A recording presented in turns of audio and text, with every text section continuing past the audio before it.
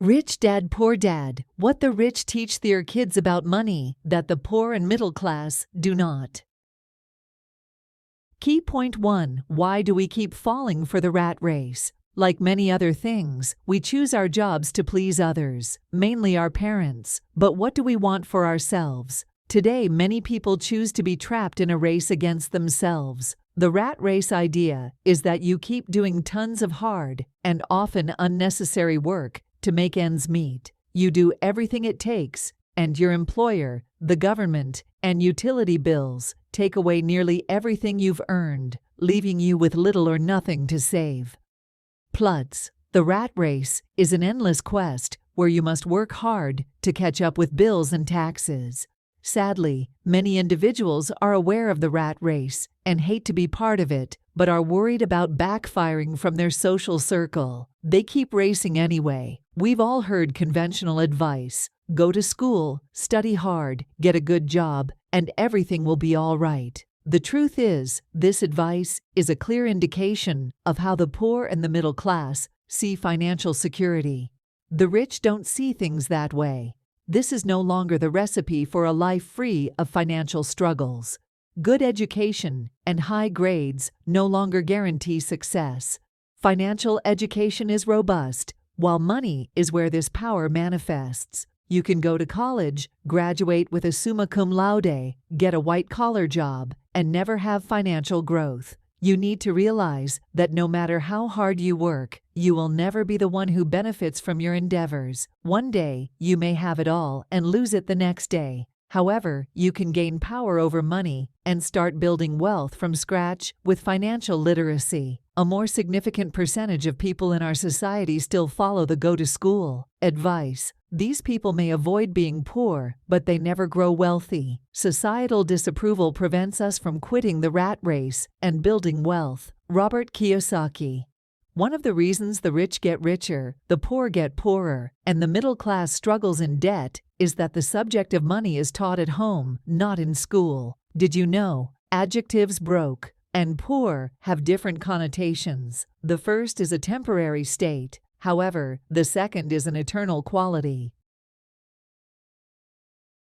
Key point 2. Fear and greed prompt us to make irrational decisions. Many individuals live in perpetual fear about their financial condition. They are afraid to blunder with paying their bills, getting fired, or not having enough money, which would force them to start over. Let's be honest, many of us fear not measuring up to other people's expectations, whether family or society. Then, there is greed. Most individuals have a price. Once they get offered a high enough loan, most can't resist the thought of that safe paycheck at the end of the month and all the things they could purchase with it. These two factors trap these individuals in the pattern of getting up early, hurrying to work, stressing out daily, and working hard on something they often do not like. Then after a long month, they finally get the paycheck and bills. Each second, day, month, and year of their lives are run by a never-ending cycle of fear and greed. How does the latter manifest? Typically, we are afraid of losing our jobs, and greed shows when we can't wait any longer to get that paycheck, saving only enough to go on vacations from time to time and forget about the endless, unhappy struggle. Nevertheless, even if we make money, our greed will try to persuade us that it's still not enough, forcing us to continue the rat race. To realize that we are stuck in the rat race, we need to look at our lives from a third-person perspective. A rat race is a tricky phenomenon. On the one hand, we know what to expect, and no one needs us to make tough or any decisions. On the other, this supposed lack of responsibility doesn't make us happier. We rush to work, scared of being late and getting fired. The more we give in to the rat race, the more our brain learns that this is our natural behavior to run after something unattainable endlessly. So, we get the education and pass all exams with flying colors, then go for the job that should pay. However, this conventional path passed down by our predecessors doesn't let us experience financial growth. Greed only dictates raising our living standards, but it doesn't teach us how to do it. Financially ignorant people allow emotions to control their decision-making. The fear of losing money prevents them from investing in assets or stocks because of the risk involved. Greed encourages spending money to improve lifestyle, which is safer than investing in assets. Fear and greed hinder people from becoming wealthy in the long run. You have to gain financial knowledge to get out of this rat race. To buy assets, you must learn how they differ from liabilities. Key point 3. Conventional education systems don't teach financial knowledge. Self-education is the key to financial success. There needs to be more than talent and a college degree to build wealth. The world is full of poor people with great talents. Financial education, investing, debt, risk, accounting, compound interest, stocks, and many more is the main factor that creates the gap between the poor and the rich. Sadly, our educational system and school curriculum are not set up for financial literacy. The rate at which high schoolers max out their credit cards these days indicates how leaving investing, savings, debts, compound interest, and much more out of school curriculums affects our mindset. If financial literacy was a school subject, not family wisdom, getting rich would not be an unattainable godsend, but a real pursuit. Lack of financial literacy affects both the young and the old. Both sides of the divide make money decisions. Society has not equipped us with financial literacy, and it is up to you to educate yourself. Whenever you start to work on your financial education is good, but the earlier, the better. Invest in yourself, as this is the most important thing. Start by investing in your mind. Enroll in seminars and finance classes, and read as many books as possible. As humans, we often learn best by example, so you must get a mentor. Your mentor could be a person who has already achieved what you want. Then, ask them to guide you. You don't need a lot of free time to become financially literate. Instead, take advantage of your job and gather the essential skills there, which will serve you in your own business when the time comes. For instance, you could overcome timidity by working in the sales department of any product company. You will get the appropriate training with specialized people, and when you start cold calling total strangers, you will forget what being shy is.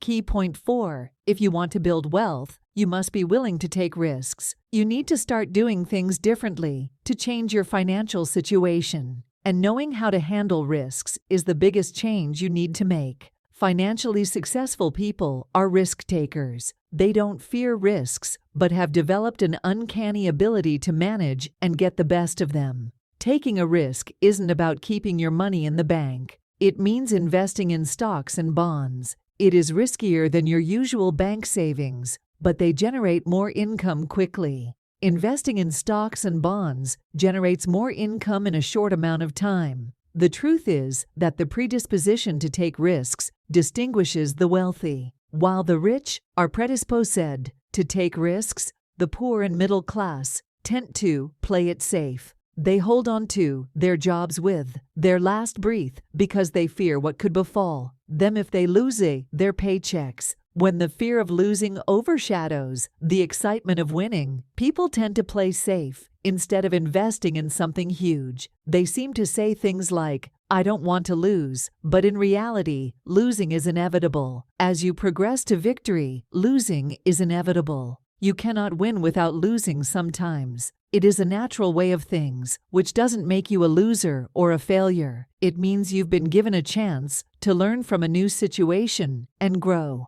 To build wealth, you have to be more than willing to take risks. We struggle to make ends meet when we choose to work for someone our whole lives.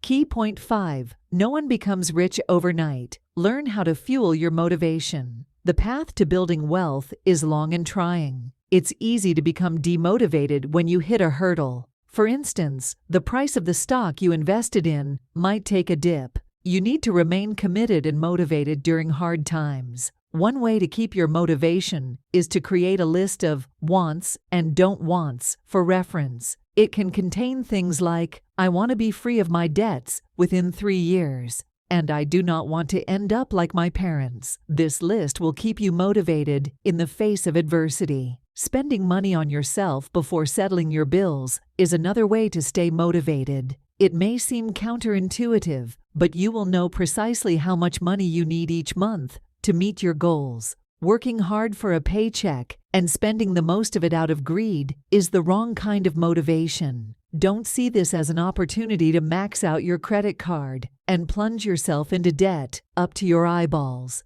Paying yourself first will create extra pressure, which drives you to look for creative ways to make more money. This will also help you develop financial discipline, a quality familiar to all financially successful people. Now, let's discuss what an asset is and how it will help you earn more. An asset makes more money for you. Liability gets you no profits, but costs you money.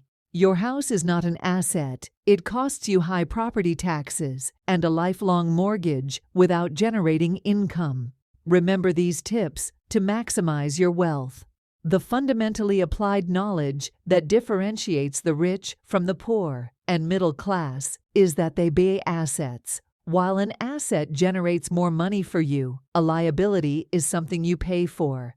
Examples of assets are bonds, mutual funds, businesses, stocks, and anything else, generating income that is appreciated over time and can be readily sold. Investing in assets makes your money work for you by passively generating income. Assets generate more money for you. As your assets cover your expenses, you take the money and reinvest it into new assets, thus generating a compound growth effect. Unfortunately, most people categorize liabilities as assets. Many fancy buying a house, thinking it is an asset, while it is one of the most money-consuming liabilities you can get. With houses come high property taxes and a lifelong mortgage, and they don't generate income.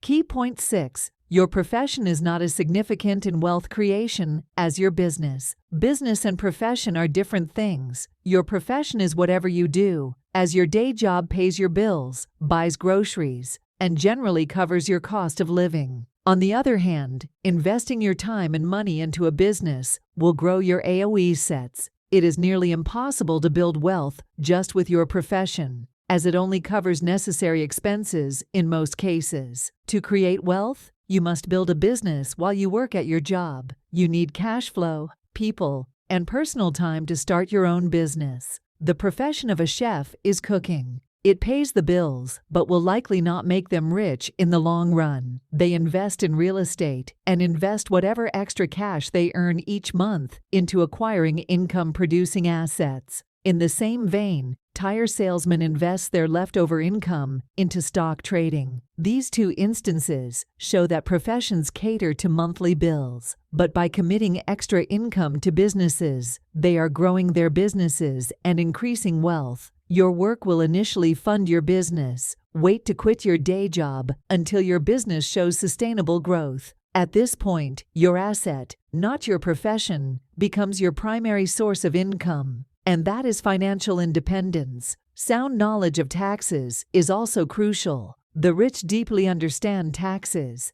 and they handle them differently than the poor and middle class. Wealthy people focus all their corporate activities on their assets. This way, they can hire professional accountants and lawyers, which help them reduce taxes and protect them from lawsuits. An employee pays taxes first and then lives on what's left of their salary until the next paycheck. A corporation spends all its profit and then pays taxes from what is left. You can learn how to cut down your taxes too. To do that, you need to educate yourself on how the tax system works. The more you spend, the less there is left to tax. Thus, you can minimize how much is taken from you.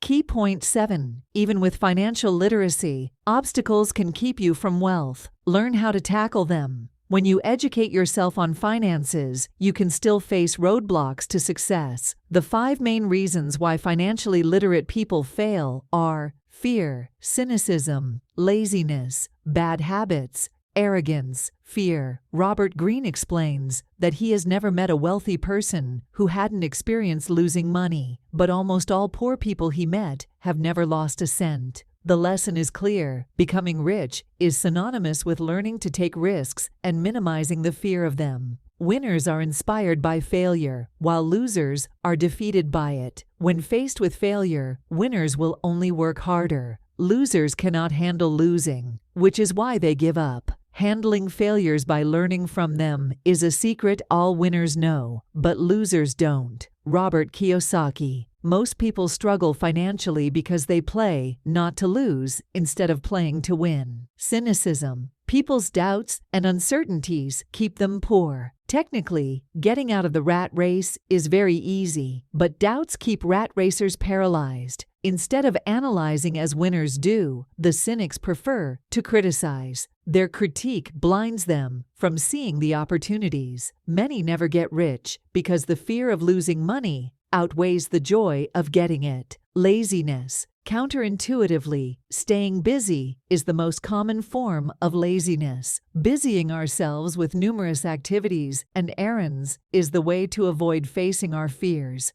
Deep down, we all anticipate this simple truth. That's why we often get annoyed if someone reminds us of that fact. We don't have the time to cater to our wealth, health, and loved ones. Bad habits. Education is not the only factor that defines success. The latter consists of certain habits. The rich always work on themselves. They invest in themselves first. Start building habits that bring you closer to your goals. Acquire a positive habit of reading every day. Also, exercise daily to strengthen your physical health. Find the time for the things that matter. Arrogance. Arrogant people often lose money due to their ignorance. They believe that if they don't know something, it is not important. When you start pursuing success, you must make humility a priority. If you are humble enough, you can learn something from each person that crosses your path and every situation you encounter. The phrase, "I can't afford it," turns off your brain, whereas the question, "What do I need to do to afford it?" opens up possibilities, excitement, and dreams.